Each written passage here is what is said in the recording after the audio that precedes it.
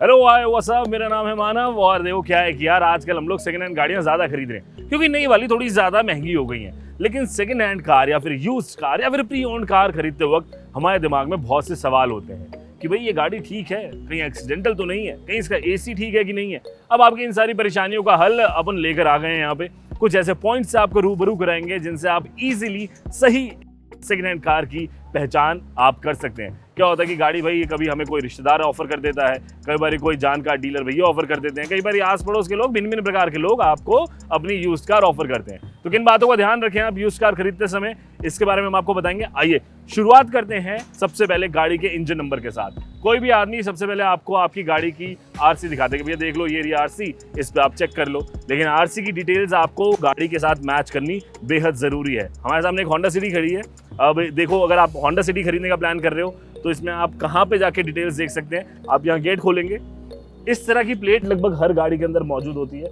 यहाँ पर आपको इंजन नंबर और बाकी सारी ज़रूरी जानकारियाँ इधर मिल जाएंगी। तो प्लेट है, इस प्लेट को आप अपनी आरसी के साथ ज़रूर मैच करिएगा कि क्या सारी डिटेल जो है वो मैच कर रही हैं या फिर नहीं कर रही हैं। इसके साथ जब गेट खोला ही है तो आपको बता दें गाड़ी एक्सीडेंटल है या नहीं, इसका भी पता लगा सकते हैं।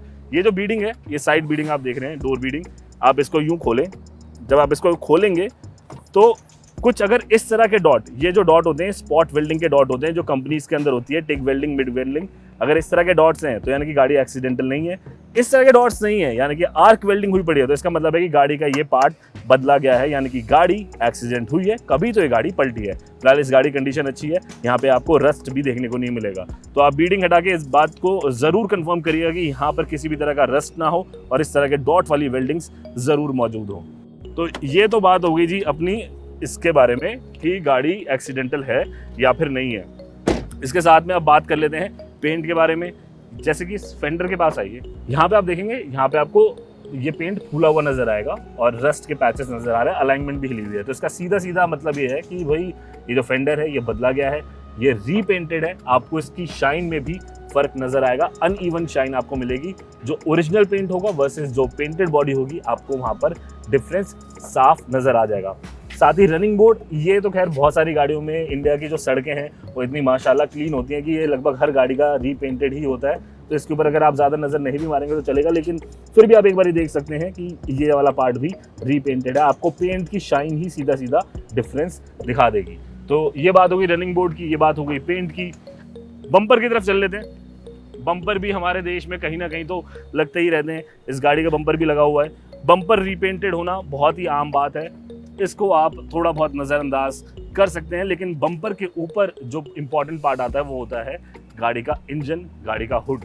ये देखना बड़ा ज़रूरी है। अब हम चलते हैं होंडा सिटी के हुड की तरफ। इसको हम खोल लेते हैं और आइए। तो सबसे पहले इंजन पे नज़र मारेंगे। गाड़ी, ये वाली जो गाड़ी हम आपको दिखा रहे हैं तो बड़ी ही वेल मेंटेन्ड है। अगर गाड़ी में कहीं पे भी ऑयल लीकेज है तो ये एक चिंता का विषय आपके लिए बनेगा, क्योंकि जैसे यहाँ पर आपको किसी भी तरह का ऑयल नहीं दिख रहा। जनरली क्या होता है, यहाँ से आपको ऑयल लीकेज दिखाई देगी। अगर इंजन की पैकिंग कभी भी खुली है, इंजन के सीलेंट्स खुले हैं, तो ऑयल लीकेज वहाँ से दिखाई देगी। आप वहाँ पर ही गाड़ी को खरीदने से साफ मना कर दीजिएगा कि भैया हमें ये गाड़ी नहीं खरीदनी है। ठीक है, तो इस तरह से आप यहाँ पर इसको देख सकते हैं। इसके अलावा इंजन की सारी सीलिंग चेक करना बहुत ज़रूरी होती है कि कहाँ पे सीलिंग पुरानी है, कहाँ पर नहीं है। ये कुछ छोटी बातें हैं जो आपको बड़ी मुसीबतों से बचा सकती हैं। इसके अलावा अगर आप सस्पेंशन की बात करें तो गाड़ी को अगर आप यूँ दबाएंगे, ये देखिए इस तरह से, जैसे इस गाड़ी को मैं यूँ दबाता हूँ और ये गाड़ी अचानक से ऊपर आती है, तो काफ़ी हद तक हम ये मानते हैं कि सस्पेंशन ठीक है। हालांकि सस्पेंशन यानी कि शॉकर, खाली शॉकर की बात करो, सस्पेंशन में और भी पार्ट्स होते हैं। शॉकर की बात की जाए, अगर ये शॉकर धीरे धीरे ऊपर उठे, आप दोबारा देखिए, ये दबाया एकदम से ऊपर उठ रहा है, तो यानी कि शॉकर्स में थोड़ी जान है। अगर ये धीरे धीरे ऊपर उठते हैं तो इसका मतलब है कि कहीं ना कहीं शॉकर इस गाड़ी के कमज़ोर हैं। तो इसका तो बढ़िया गाड़ी के है शॉकर, मतलब ऐसी कोई परेशानी यहाँ पर जो है वो हमें देखने को नहीं मिल रही है।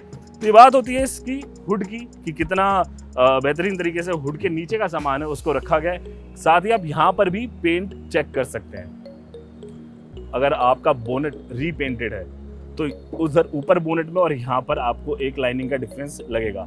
हालांकि इस गाड़ी का बोनेट रीपेंटेड नहीं है, इस गाड़ी का जो आगे का हुड है वो रीपेंटेड नहीं है, तो इसलिए आपको यहाँ पर डिफरेंस नहीं नज़र आ रहा होगा। आप देखिए ये लाइन और ये लाइन, इनके बीच में कुछ खास डिफरेंस नहीं है। ये कंपनी का जो ओरिजिनल पेंट होता है ये वही यहाँ पर दिखाया गया है।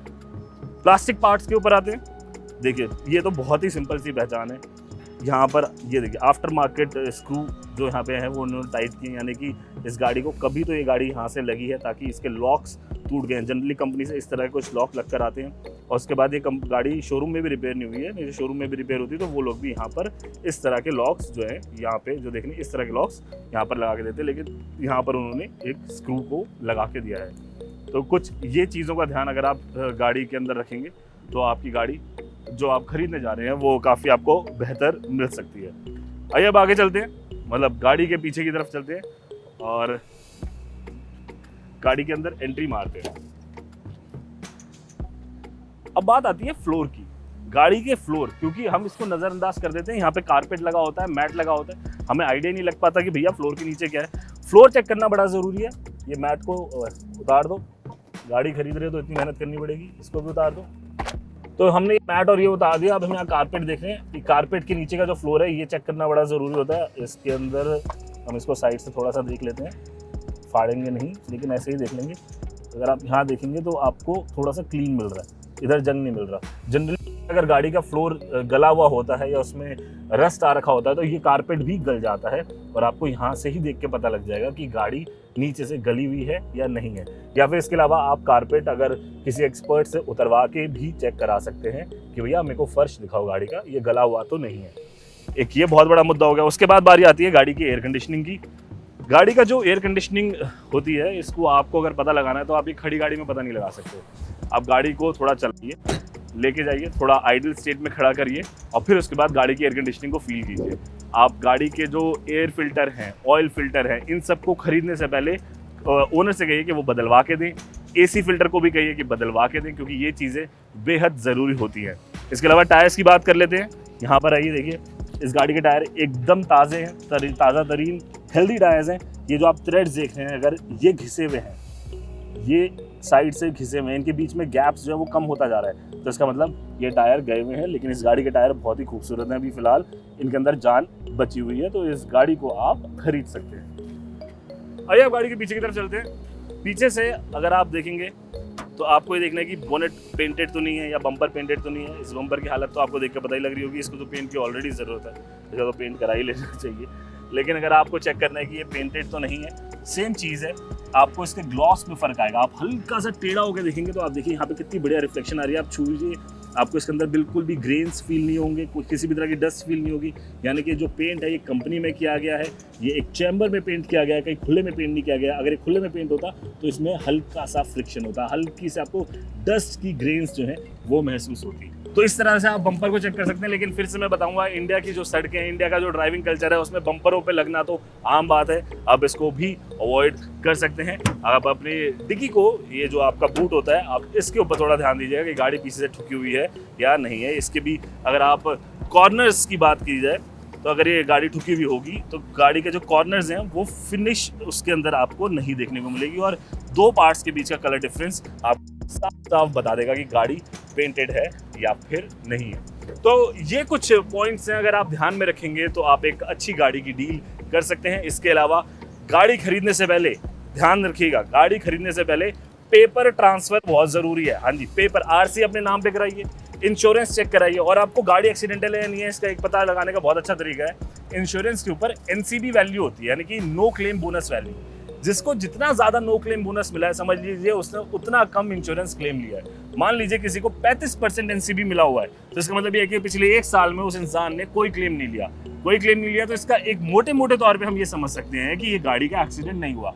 हो सकता है कि उन्होंने क्लेम ना लिया हो और बाहर से गाड़ी ठीक कराई हो, उसके लिए आपको फिजिकल चेक करना पड़ेगा। लेकिन ऑन पेपर आप इस तरह से चेक जो है वो कर सकते हैं। इंश्योरेंस ट्रांसफर कराना बहुत ज़रूरी है, अपने नाम पर ट्रांसफर करा लीजिएगा।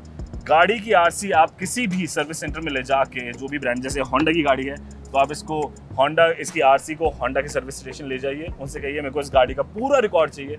आपको कोई भी सर्विस स्टेशन गाड़ी का रिकॉर्ड देने से बिल्कुल मना नहीं करेगा। वो आपको A to Z गाड़ी कब सर्विस हुई, किस पार्ट को चेंज किया गया, सब कुछ बताएंगे। और गाड़ी अगर नहीं सर्विस हुई है सर्विस सेंटर में तो भी आपको वहाँ पर बता दिया जाएगा। इसके अलावा हम आपको सजेस्ट करते हैं कि आप तकरीबन 35 से 40 किलोमीटर गाड़ी को चला के देखिए, ताकि जो सस्पेंशन की नॉइज़ है उसके बारे में पता लगेगा। अगर आपको सस्पेंशन में खट खट खट या कुछ भी हल्के फुल्के गड्ढों में नॉइज़ आती है तो आपको वहाँ पे आइडिया लग जाता है कि भाई गाड़ी के सस्पेंशन में किसी तरह की परेशानी आ रही है। इसके अलावा गाड़ी की ज़्यादा डिटेल लेनी हो आपको कि इसके ये अभी लोन पर है या नहीं है, तो एम परिवहन ऐप, ये गवर्नमेंट की ऐप है एम परिवहन ऐप, उस पर जाके आप गाड़ी की आरसी अपलोड करिए। वहाँ पे आपको गाड़ी के सभी चालान पता लग जाएंगे, इस आरसी पे कितने चालान हैं, इसका इंश्योरेंस कब तक वैलिड है, इसका पोल्यूशन कब तक वैलिड है, इसका फिटनेस कब तक वैलिड है। तो कुछ इन बातों का ध्यान रखेंगे तो एक अच्छी डील क्रैक कर पाएंगे और अपने पैसों को नुकसान होने से बचाएंगे। यही कुछ आपको जानकारी देनी थी। मेरा नाम मानव है। आपको ये वीडियो कैसा लगा हमें इन कमेंट सेक्शन में आकर ज़रूर बताएं। एक अच्छे मानव बनिए और अपनी गाड़ी को सुरक्षित रखिए और इंडिया के अंदर एक अच्छा ड्राइविंग एनवायरनमेंट बनाइए। जय हिंद।